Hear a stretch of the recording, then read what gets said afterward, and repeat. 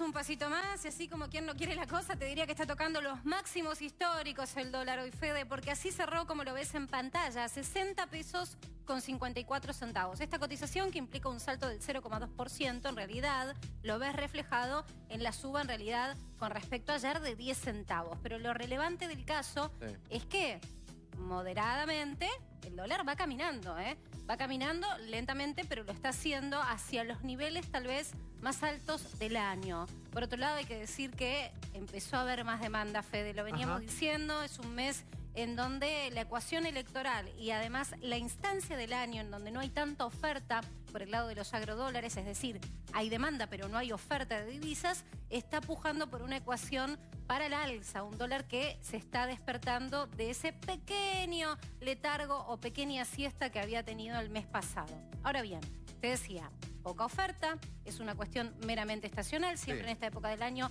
hay menos dólares que aportan, sobre todo desde el campo, pero un poco más de demanda también por la especulación típica del resultado electoral. Y siempre diciéndote que en realidad no es una demanda al 100% genuina, porque hay restricciones cambiarias, hay un tope, no se puede comprar lo que uno quiere. Hay 10.000 dólares de tope mensual para la compra de divisas para el ahorro. En esa ecuación, aún así, con esta restricción, el Banco Central tiene que salir a vender. Hoy volvió a hacerlo, ayer lo hizo.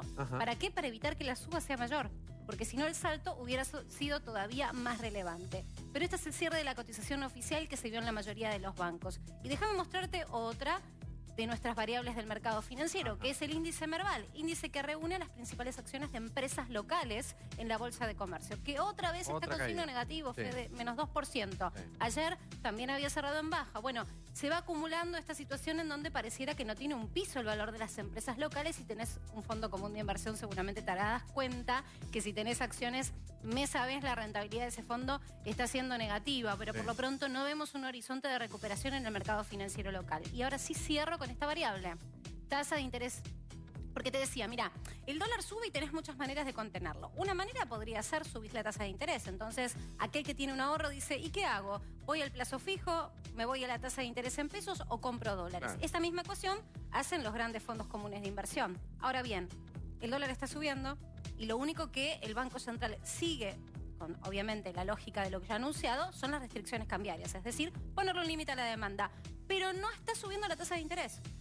Es decir que podríamos decir que el Banco Central, esta herramienta, si quisiera usarla, la podría usar para contener la demanda de dólares y no la está usando. Prefiere priorizar en este momento el sendero a la baja de las tasas de interés. Esto que te muestro en pantalla, este 53,8%, es la tasa de interés que están pagando en promedio los bancos al pequeño ahorrista por mantener un plazo fijo a 2 meses. Te sirve para saber si tenés que ir a renovar tu plazo fijo o si tenés que concretar uno, cuál es la tasa que se está ofreciendo en términos generales en el mercado. Algunos ofrecen más, otros ofrecen menos. Pero pensá que esta tasa, que está casi por detrás del 54% en la mayoría de las entidades financieras, hace 15 días llegó a estar por encima del 60%. Es decir, estamos viendo un sendero de tasas de interés en baja que, para aquel que tiene un ahorro en pesos, lamentablemente es menor premio, pero aquel que necesita acceder a un crédito bancario le significa un recorte en el costo financiero a la hora de acceder al crédito. Por eso decimos que, en realidad, lo que está pasando es que al Banco Central esta cotización le está resultando cómoda, porque no está subiendo las tasas de interés, herramienta que tiene para contener el dólar, tampoco vende demasiadas reservas si quisiera plancharlo, y por lo tanto, así quedó el dólar en el cierre de hoy. Quédate ahí que vamos a comentar. Si esas mismas consultoras están diciendo y pronunciando que este mes hay desaceleración, efectivamente y probablemente, y esperemos que así sea, se concrete esa baja.